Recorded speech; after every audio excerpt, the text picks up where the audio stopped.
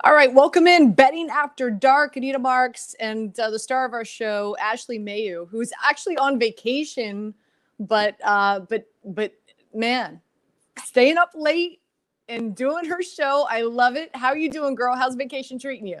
I'm good. I mean, I've been getting up pretty early.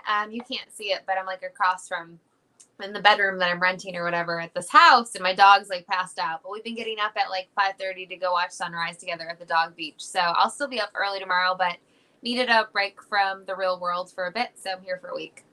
I've been to that dog beach several times with all five of my dogs, to say the least. So let's talk about it. We're breaking down the Pacific Classic at Del Mar, which before we start breaking down the races, let's talk about the track for a second, because I did some research.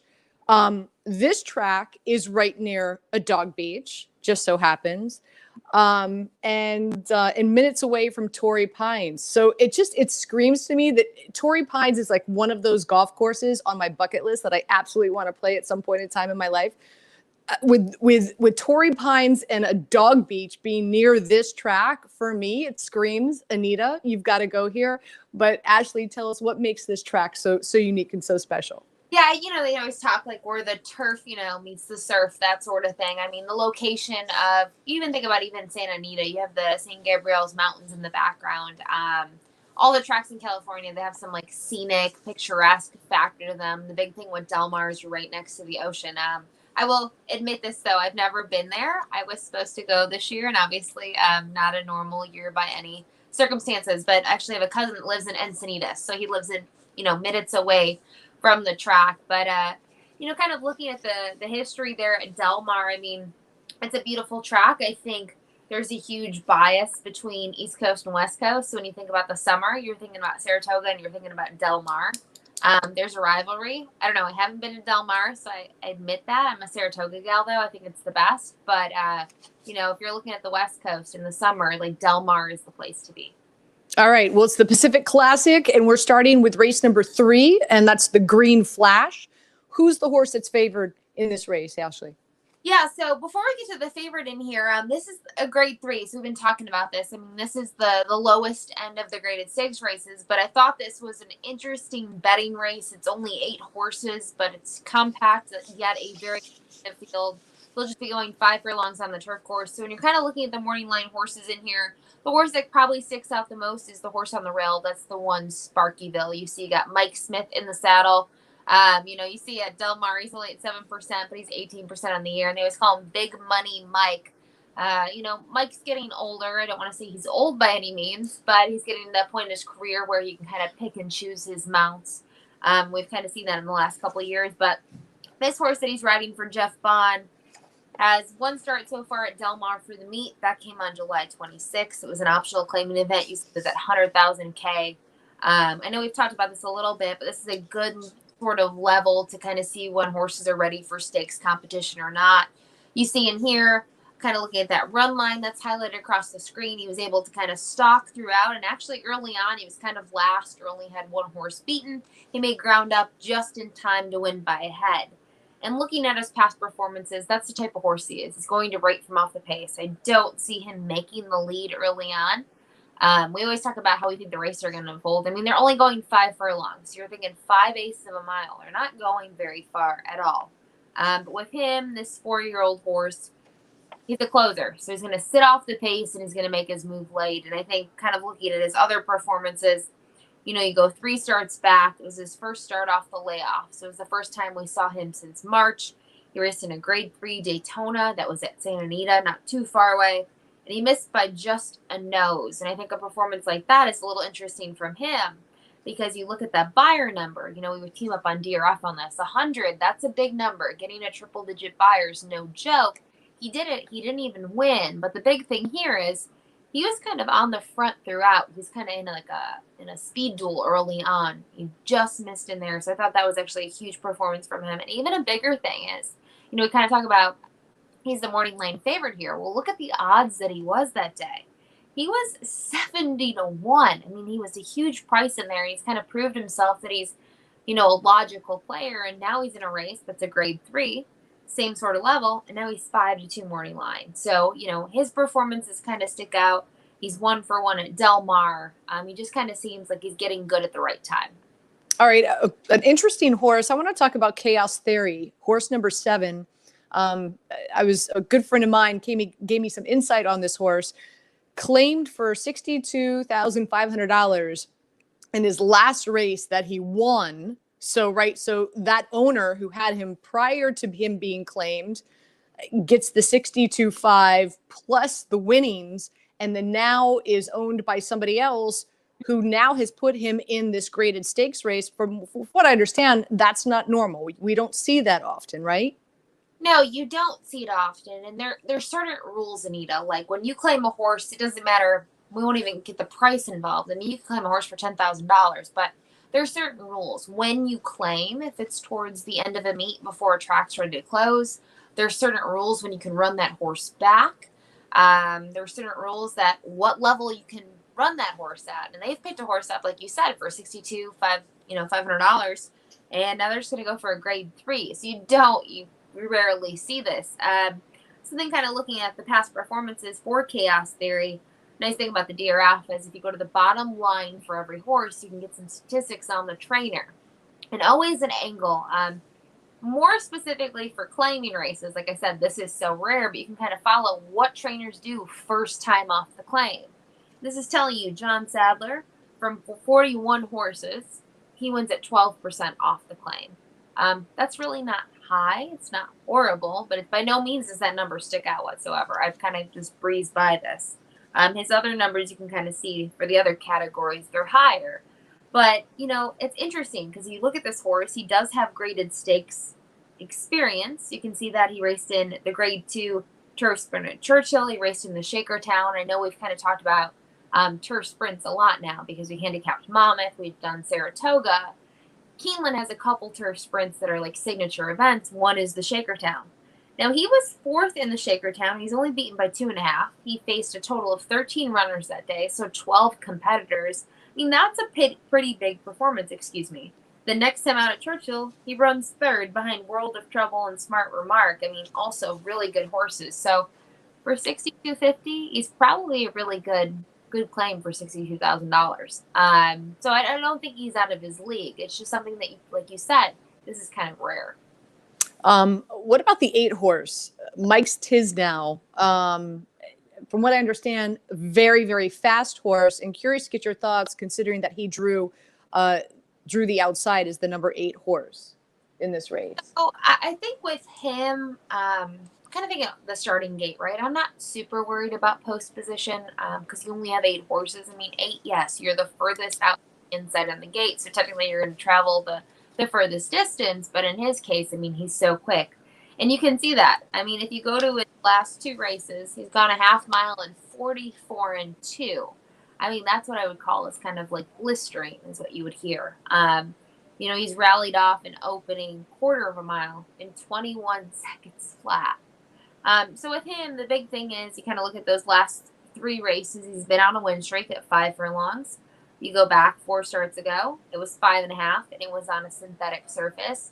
So it could be the surface. It could be a little too far for him. But he's going to get a class test day. That's the big thing. I mean, kind of looking at that race out of Golden Gate, he hasn't really faced tough competition. Yes, he did beat another horse in here. Specifically, he beat the 3, Bajasur, or Bahas, or however you want to say it. So I think the big thing for him is he has that advantage of being speedy, but he's actually really getting a class test today. And that's going to be interesting because kind of if you look at his last 2 races, at least, he hasn't faced pressure early on. And just because some horses on here might rate a little bit, I think he's going to have some pressure early on. And I think that might not be to his benefit. All right, Ashley, as always, when we get done analyzing a race, you handicap it for us. So somebody who's wagering on this online, how are they going to play it? I'm a little torn here. I do like the 1 Sparkyville, and then I like the 7 Chaos Theory, so I'd probably play them in an exacta box. I don't think there's going to be a ton of value there, but I might do something like a $5 box. It's only going to cost you $10. You should get a decent return. You'll at least, make your money back and then some. But I always talk about kind of trifectas. So for me, what I'd probably play in a trifecta, a little bit more complicated of a wager. I'd use the 1-7 on top. Then behind, I'd use the 1-7 and 8 because I still think the 8 can get a piece of it. I'm not sure the 8 can win. But a horse we didn't talk about, and I'll just touch upon quickly, the 5, Mailloux. This is a horse that I could see using underneath. Last time out, he raced at a mile.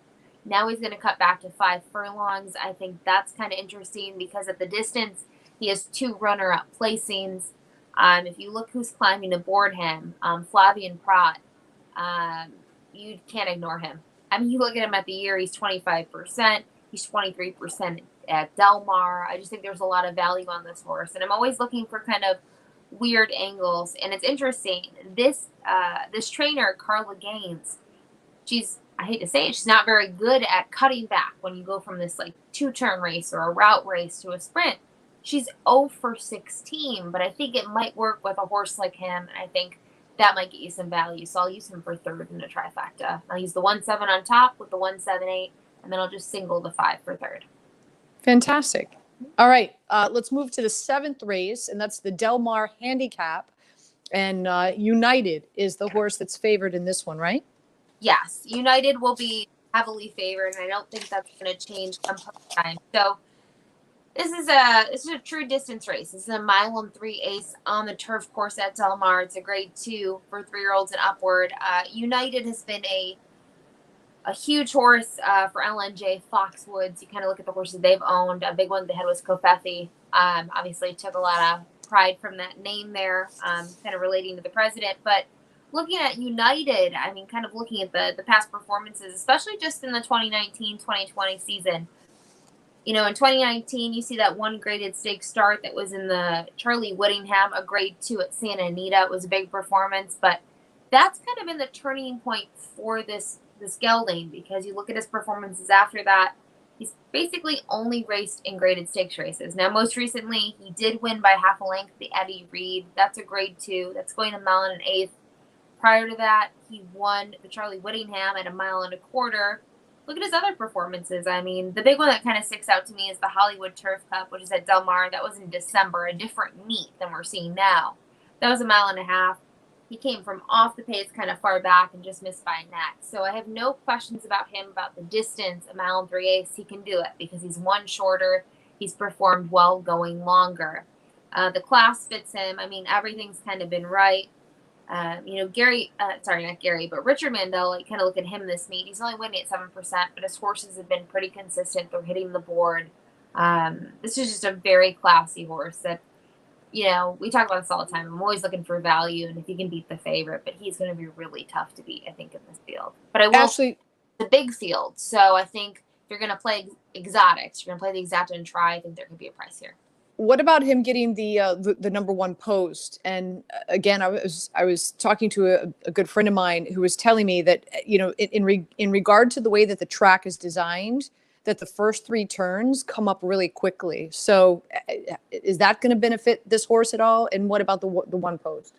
I'm not super concerned with him just because I think he's a really classy horse. And if you kind of look at his last 2 races, he's been forwardly placed. They haven't been big fields. But you kind of look at that run line. We always talk about if you can't watch the replay, you can at least look at the run line. He's kind of always been tracking in second. You know, 1 horse has been in front of him. He's gotten a good position early. He's got the rail. But, you know, you mentioned your friend brings up the turns. I think that's a huge thing to bring up here. And if you go to the top of the page and you look at the diagram, you can see where this race is going to start. And you see that little start arrow that kind of points down. I mean, you're starting pretty much almost in the turn. You got a very short period to get into a good position. And this race is interesting because, first off, that turn's going to come up on you really quick, but you have a lot of horses in here. I mean, you're looking at a field of horses and you have 11 runners in here. So the 11 post is somewhere you might not want to be, but on the same side of things, they're not going that short. They're going a 1.3 So, you know, if you have a horse towards the outside, maybe you can get into a better position early on and kind of save ground and just say, well, I got more turns coming up. I got a lot more distance than I usually would have. Maybe I can, you know, get a good trip. Maybe not off the start, but I can make it happen later. Actually, let's jump to the 10th horse because there's an interesting storyline here and curious to get your take on it. And is it Originaire? Am I pronouncing that? Yeah. Okay. So this horse loses it's jockey Umberto, who, from what I understand, has a lot of success at Del Mar. And not only does he lose his jockey, but he loses him to another horse that's racing, and that's the 7th horse, Red King. So, kind of, if you can, let's start with the 10th horse. What are your thoughts on him, and any significance, I would imagine so, to him losing his jockey? Yeah, so first off, we'll kind of talk about that. The hard thing is in thoroughbred racing, you never know truly. I shouldn't say never, but rarely actually what happened. Did he get kicked off because last time this horse ran 5th and the connection thought the horse would finish better than that? Sometimes you kind of know a little bit more, like, okay, so-and-so usually rides for this trainer. Now they're getting off and going to a trainer they rarely ride for. Maybe they think that this horse is better. It's always hard to do that and, make that decision of what it really is. In this case, you're at Del Mar. You got a really good jockey colony. He's getting Abel Cedillo, who, he's only winning 13% at Del Mar, 14% in the year, but he's had a big year in general. He's had some big stakes winners. So I'm not super concerned about the rider change, but I would kind of look at Rispoli's going to a different horse. That would make me think a little bit. But specifically on the 10 Originaire, 5th last time out in the Eddie Reed, was 4-1 in there. Ended up finishing 2.25 lengths behind United. Not a bad performance by any means, but this horse kind of lacked a late kick, and that's concerning because this one typically is going to close from off the pace. So you kind of see that from the past performances. I mean, usually this one's making ground up late and couldn't do so. Now, a couple things. It was at 1 mile and 1/8. Now you're going 1 mile and 3/8. If you look at the performance 2 back, it was at 1 mile and 1/4, missed by half a length. There was a disqualification in there because there was some bumping in the stretch. This one actually got placed to 2nd. So I think the big thing I like about Originaire is actually the additional distance. Because if you go back to some of those races in late 2019, early 2020, this one needed more ground, or at least the past performances in the replay suggest that. You see 5-1, to me, that's a great price. I would hope a horse like this would kind of stick around there. But again, United's going to be really tough to beat. Okay, so let's talk about the 7th horse, like I mentioned, Red King. What do you see? What do you see in this horse? So the one thing with Red King is interesting, 8-1 morning line. So more of a price just off the morning line alone. The thing I see with this one is if you see that most recent performance, that's at 1 mile and 3/4, so very far. It was a grade 3. Won that and won it by 4.25. Won decisively. Now, it was only an 8-horse race. Warden Jerry's another runner in here. The 5-horse in here. You see Mike Smith on that one. So you see that this one has beaten other horses in the race. But prior to that, this horse is just racing in kind of these optional claiming events for $40,000, but doing well. The hit or miss thing with this one is the 1 mile and 3/4 worked out, and so did the mile 2 starts back. But again, you've seen this horse in the past need more ground at 1 mile and 3/8, 1 mile and 1/8. So I think a lot has to do with the tempo, has to do with the setup of the race. But you see this one actually has a really nice workout coming into this race because we haven't seen Red King since June. You haven't seen this horse in, 2 months to the date, basically, from today. We see that nice breeze. Sorry, it wasn't a breeze. It's actually a handily workout. So kind of asked this horse a little bit. 5 furlongs in 1 minute flat. Pretty good work over the turf course at Del Mar. Like you mentioned, you see the rider change. Rispoli's having a really great meet at Del Mar, 25%.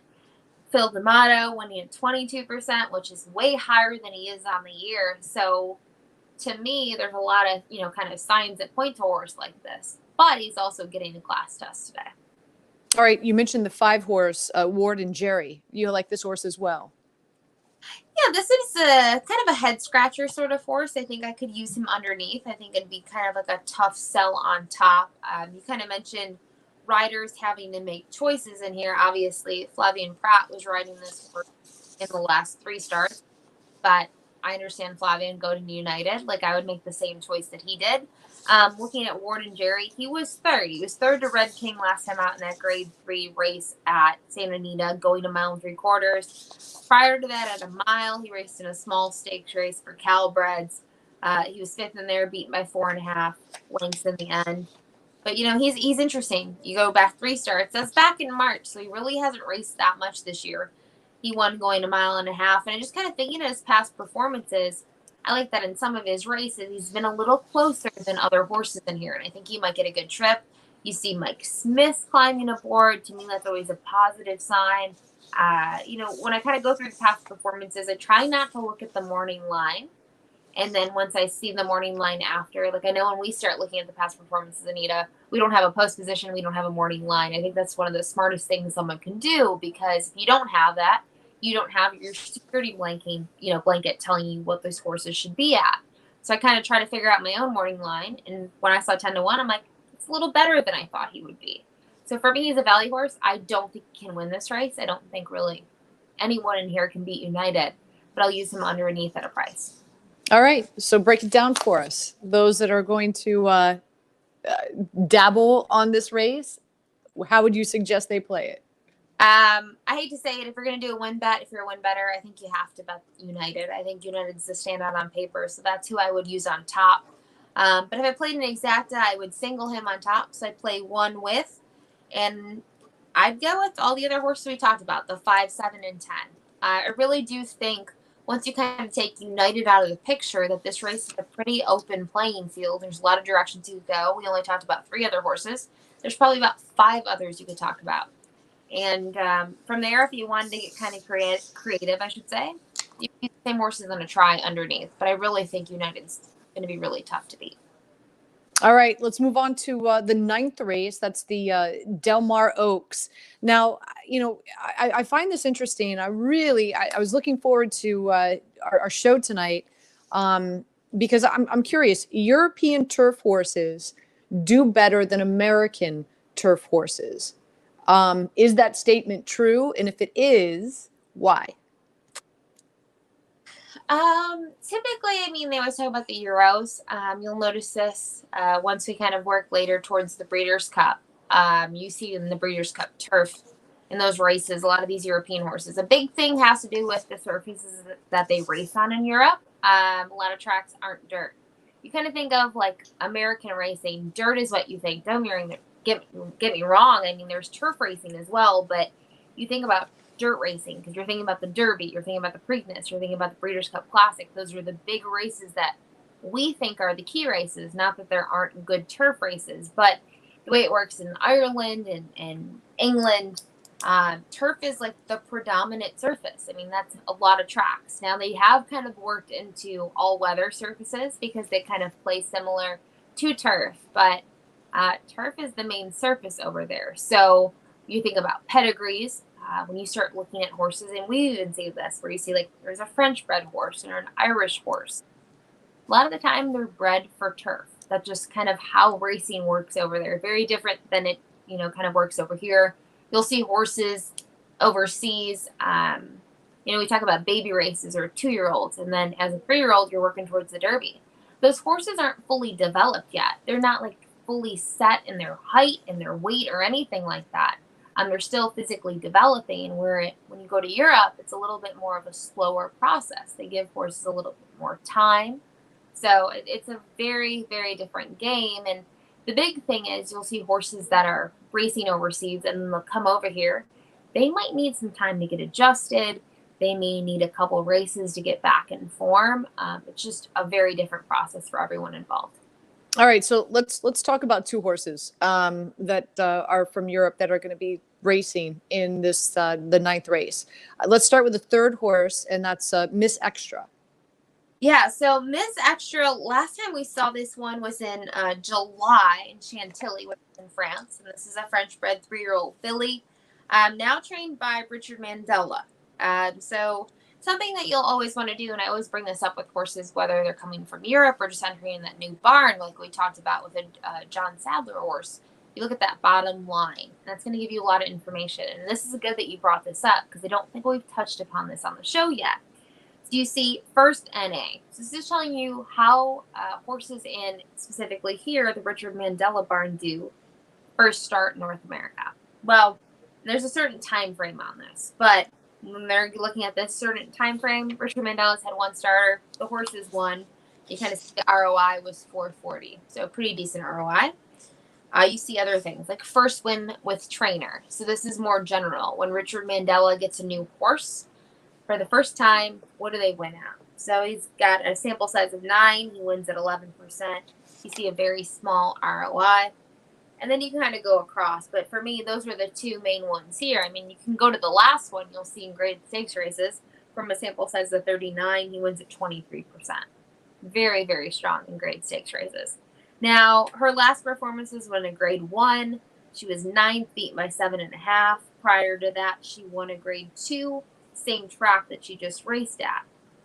Kind of looking at those races, when you look at the setup of the Del Mar Oaks, this is on the turf. It's at 1 1/8 miles. And last time out, she raced at 1 5/16 miles, so just over 1.25 miles. Prior to that, that win was at 1 mile. I mean, I'm not worried about the distance with her. But with her, I mean, she just came over here 7 weeks ago. You don't actually know the exact date that she came to the barn. All I know for a fact, off of what I see here, is that she worked out once at Del Mar. The work wasn't anything stellar. It was 49-1 handily. 12th fastest of 27. It's not super intriguing, but it's okay. But that was on August 18th. So I can't even tell you how long she's been here. Obviously, it's been sometime after July 5th. So always something to kind of think about. Trying to get it, adjusted to new surroundings, a new system, a new barn. And I'm sure the same for the 8th horse. I'm not even going to try to pronounce the name. I'll let you do that. Neige Blanche. There we go. Now, from what I understand, this horse was shipped from France, won in France, and then was bought by an American and then shipped here. Is that correct?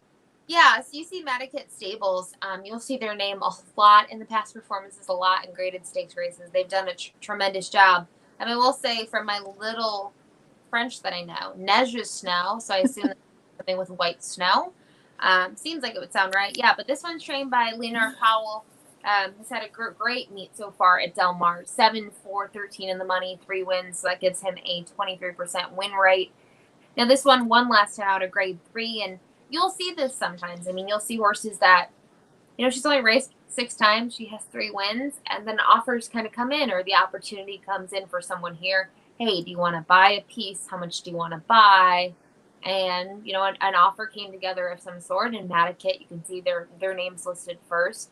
They were intrigued by her, and I can see why. I mean, kind of looking at her past performances, she's, ran off the board just 2 times in her career, but she's never been worse than 4th place. They've done a tremendous job with her. You can kind of see it's interesting with her. We talked about how turf's, a big surface, but so is like a synthetic or an all-weather track. That's what her 4 first starts were. They weren't even turf. They were on something that plays pretty similar to turf. But her last 2 races have been over the turf, and they've been phenomenal. She raced at 1 5/16 miles, 1 3/8 miles. She's done great in both of them. She wasn't even favored, so she's kind of been an upset, and obviously now she's caught the eye of, American interests, and that's why she's here. Okay, let's talk about the 10th horse, Laura's Light. So, from what I understand, has the same sire as Tiz the Law, and I know that he's, some would argue the best 3-year-old this season. So, high expectations for her, I would imagine, coming into this race, right? Yeah, she's been an interesting one. She had her first start as she only had 2 starts as a 2-year-old. You can see that one there, or 3 of them. My bad. I just missed the one in December. But her first start came at Golden Gate at 6 furlongs, and she won on debut. She won by 2.5 lengths.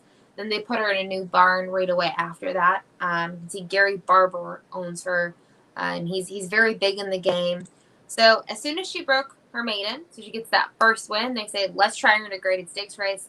They sent her to Del Mar last fall. She races 2nd in a grade 3, pretty big performance. And then kind of from there, they put her in another small stake race from there. She wins a grade 3. She's 4th in the Bourbon Oaks, which is a big race when you're kind of thinking of the Kentucky Oaks and the trail for that. Obviously, we've talked about this a bunch. The whole Triple Crown landscape, the typical races onto anything, whether you're going to some sort of Breeders' Cup races, that trail has all changed because of the pandemic. The Bourbon Oaks is a big prep race, and they raced her out Turfway. So that's been kind of her lone start outside of California. They shipped her to Kentucky. She was the pace setter in there, and she kind of fell flat at 1 mile, but she finished 4th, beaten by 3 1/4 lengths. And then looking at her 2 performances since March, she's won both of them. 1 at a mile and 1/8 on the turf and 1 at a mile on the turf. Most recently was probably her biggest class test was the San Clement, a grade 2. She faced 9 other competitors that day, and she was very game to the wire. She only won by 3/4 a length. She had to kind of fight for it, but she had enough late. So, that race is at a mile. She's going a mile and 1/8 today, but that should be fine for her. You look at that start 2 back, the pace setter in there really opened up on the field, and she was kind of ready to kind of wear down that lead. She did that. She made the lead, but she had to fight to keep it, and she won by a neck. So she's a pretty tough filly. All right, last horse in this race I want you to break down is the 11th horse, who always seems to be the bridesmaid, right, to Laura's Light. Do you feel that maybe this could be the race? Yeah, it's like that movie, right? What is it? 27 Dresses, where the girls always Right. That's Right. kind of, this French bred filly in there. I really like her. This is probably, if I was looking at the race, my horse that I think is going to offer some value at a price. You see 8-1 morning line. A big reason I will say that she's typically the bridesmaid is the distance, because she's closing from off the pace. And you kind of look at her races as a 2-year-old, she was able to get the job done. She had that one lone start in France. They brought her over here. She gets that first win of her career. Again, next time out, a lot of things are going right. Then they put her in that grade 3 race that we just talked about with Laura's Light, who was second in there. This one was 8th. I mean, this one only beat like 3 other horses that day. It was pretty far back, early on, and never really made up ground. And then kind of looking at performances from there, she just doesn't seem to have enough. I don't know if it's enough late kick. I don't know if it's the distance, but I think the huge thing from her is that race on July 25th, where she was second to Laura's Light.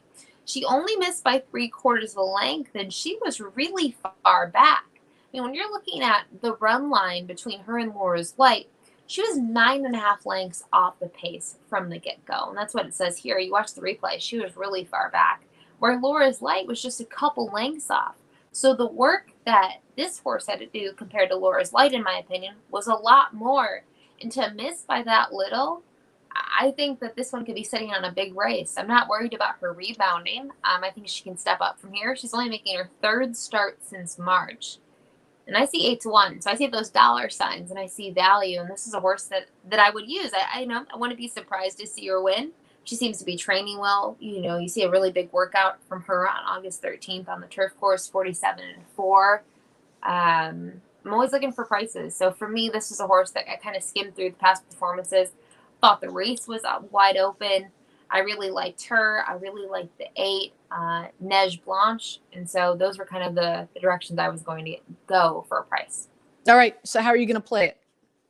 I'm going to use Laura's Light on top in an exacta. And right behind, I'm just going to use the 8 and the 11.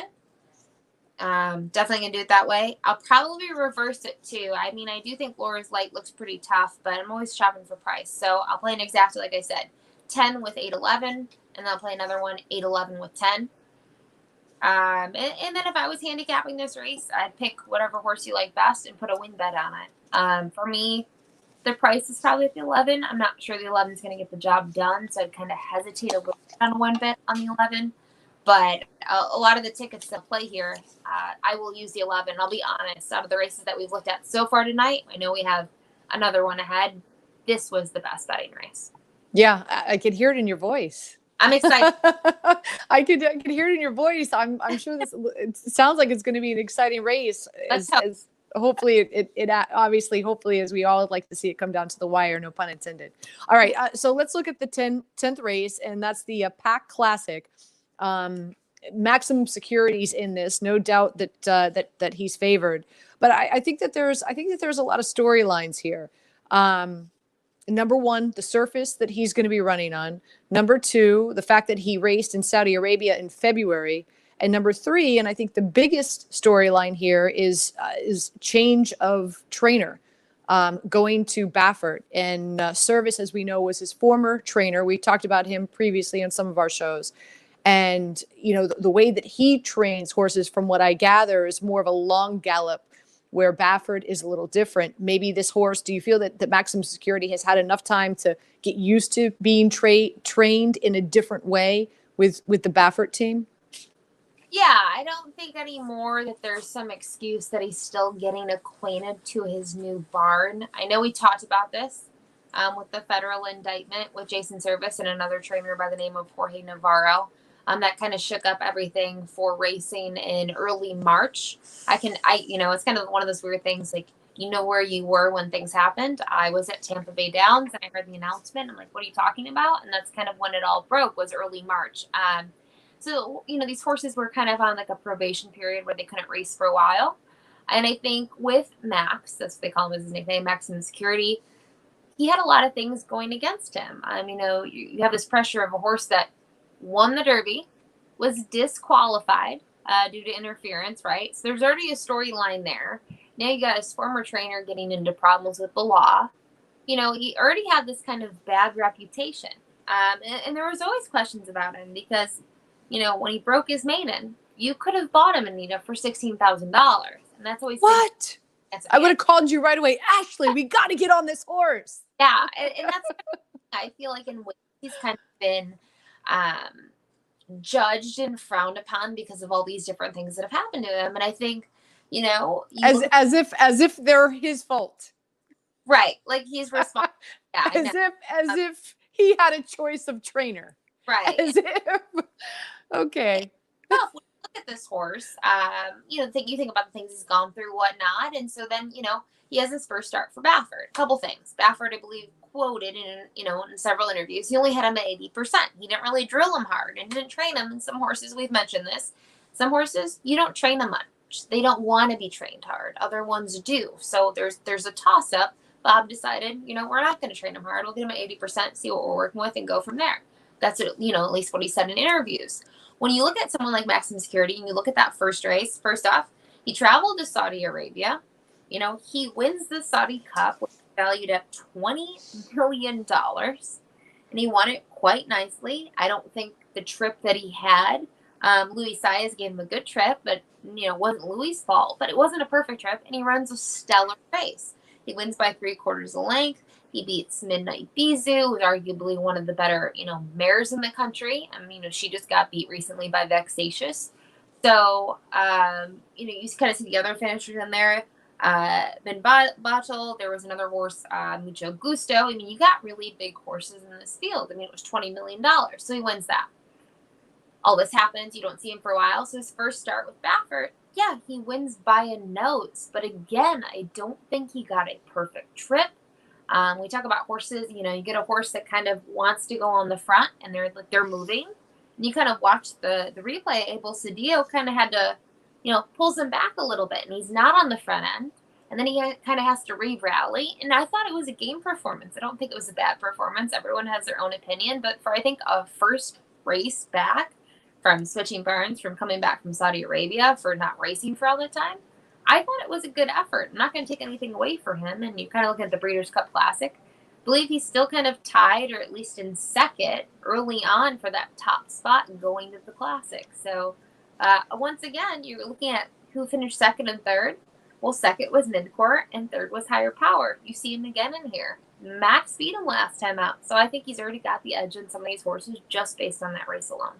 So let me marinate in this for a minute. You're telling me that we could have bought Max for a little over $16,000 and he won a $20 million race? Yeah, that's what I'm telling you, Anita. We could have done. Ashley, that's a lot of shoes. That is. That's a lot of shoes for us. Okay. All right. Well, so this is a rematch, right? I mean, that's really that's what we're looking at here in regard to Max going up against Midcourt and Higher Power. So obviously, these are the three horses you wanna look at. Let's start with Midcourt and break it down. What are you seeing in his history? So I don't even want to talk about the San Diego handicap for starters. We'll get to there kind of at the end, but just look at his races this year.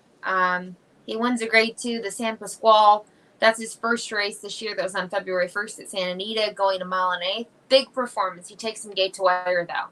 He opened up on the field early on, and he kind of said goodbye, and he had things go his way. So that's what I'll say about that. Next start, That's the Santa Anita Handicap, grade 1, and that's been always a prestigious race. He's third in there, beaten by 3/4 of length. The top 2 in there are Combatant and Multiplier, both good horses. You see his number, his buyer number comes back as 100. Not as impressive as the 104, but still a really good number, and he's not beaten by much. He was the favorite that day, though. Then you see the Gold Cup, and that's just kind of a head scratcher of a race. But couple things. You see he's defeated by a lot. Well, at that point, Victor Espinoza knew he wasn't going to win. And there becomes a point where in this race, he's only going to beat one horse. You don't ask your horse full bore anymore. You kind of reserve what you have left. And you're not going to do that well. So you kind of see in the run line, it says he was eased late. Victor wasn't going to continue to ask him if he knew he wasn't going to get the job done. But he hopped at the start. He really wasn't himself. But I thought the ride that Victor gave him last time out was very, very tactical. It was a huge performance. He just missed by a nose. And I think the way the race set up, that kind of early move from midcourt really set up the race and what Abel Cedillo had to do with maximum security. So I thought it was a brilliant ride by Victor. He tried to give everything that he could to get his horse to win. He just came up a nose short. So entering this race off a performance like that, to me, he's probably the most likely horse. If anyone's going to beat maximum security, it's going to be this horse. Okay. And what do you see in High Power, the 2 horse? I'll be blunt. I was actually disappointed with his performance last time out. I thought he was pretty well beaten in there. He's beaten by 6 1/4 lengths. He tried to kind of press the pace in there. It didn't work out for him. And the top 2 were much the best. That's what I'll kind of say about that. But he's had some high hopes for him. Last year he was a huge third in the Breeders' Cup Classic. He was 9-1. He really wasn't respected. You see the top 2 in there, Vino Rosso and then McKenzie, who I know we talked about a lot about them at Mile. And we haven't really heard much about him recently, or not too much. But, last year's Breeders' Cup Classic, it was a really great race. And Vino Rosso got that classic win and, was the best horse that day. But this one was a little bit of a surprise. So going into the Pegasus, he had a lot of respect for himself. And you see that. He went off as the favorite in the Pegasus, and he finished dead last. Very disappointing performance. The winner in there was Mucho Gusto, who I believe finished 4th in the Saudi Cup. Mr. Freeze was 2nd, but then he would come back, and I believe in February he won the Gulfstream Park Mile, so they decided to kind of cut him back in distance. You see who he's facing. He's facing great competition. He just was demolished in that field. He really didn't have anything. And, I think the run line says it best. He had no response. He just was no match. But in his first race after that, they gave him a bunch of time off. You don't see him after January 25th until early June. They put him in the Gold Cup, and he's 2nd to Improbable. And he's kind of made a name for himself because he just got a big win. He beat Tom's Day Todd and by my standards in the Whitney. So, he's really done nothing wrong. That obviously the performance in the Pegasus was pretty disappointing, but he's kind of proven himself kind of against the odds. And then last time out, like I said, I was slightly disappointed. I thought he'd be a little bit more involved in the race than the other 2 were the best 2. Okay. So how are you going to play this one, Ashley? I'm going to watch it, Anita. You're not gonna put any money on midcourt? No, I can't do it. To me, I think this is kind of a race that I'd rather just watch and enjoy and not have that pressure of my finances on the line. I also just think, you see even money on maximum security. Even money, I don't think it'll go off much shorter than that, just because I think there's a lot of people with doubt still. But to me, he's the horse that is he stood out. He seems like he's adjusted to the Baffert barn. And I know Bob's worked him a little bit more. And you can see that because you can see that one, a couple breezes before that. But he's had 3 breezes since that race in late July. He's been training well. Bob does really good with this sort of layoff with, one last start. So gonna just enjoy the race and see what happens because this is obviously a huge race on the trail to the Breeders' Cup Classic. Okay, so you're staying away from anything in the 10th race, but your favorite race and your favorite bet is going to be the 9th race with Laura's Light. Yeah, I like Laura's Light, but if someone had to put me on the spot, I really like the 11. I just have my... Oh, I'm sorry. That's right. The 11th horse. Laura's Light, like you said, I do like Laura's Light. I mean, you're coming off those 2 wins, and in her career, she's a 5-time winner from 7 starts. I think it's really hard to go against her. But I'm always price shopping. Like that's what I always tell someone. I'm always trying to beat the favorite. It's the 11. So you're giddy about Giddy. Yeah, I feel like that's the best way to describe it. I say we end the show on that hashtag. Ashley's giddy about Giddy. But you know, ninth race is probably the best. I did think even the 3rd race that we talked about, that's coming up really early in the program. You have, time in between that. You have a bunch of races. But the 3rd race, I mean, we talked about it. There's 8 horses entered, but that's a race that I will say we don't have the pleasure of doing it on this show. We don't know what the odds are going to be, right? We're doing this a couple days in advance. That's a race that if I'm a handicapper, I'm going to sit there and I'm going to watch the odds until about 3 minutes before the horses go in the gate. And I think you might find some prices in here. It's kind of spread out. You see we talked about the morning line favorite, Sparkyville, 5-2, but everyone else is kind of close to that price. So that's a good race that before the horses load in the gate, kind of look at what the odds are and make a decision from there. Fantastic. Ashley, you rock as always. Great to see you. Enjoy the rest. Thank you for taking an hour out of your vacation time to help a lot of people hopefully win some money. And so I enjoy the rest of your vacation. I look forward to our next show. Sounds good. I hope I win some money too. I can pay for the vacation, right? Exactly. Everybody, good luck this coming Saturday.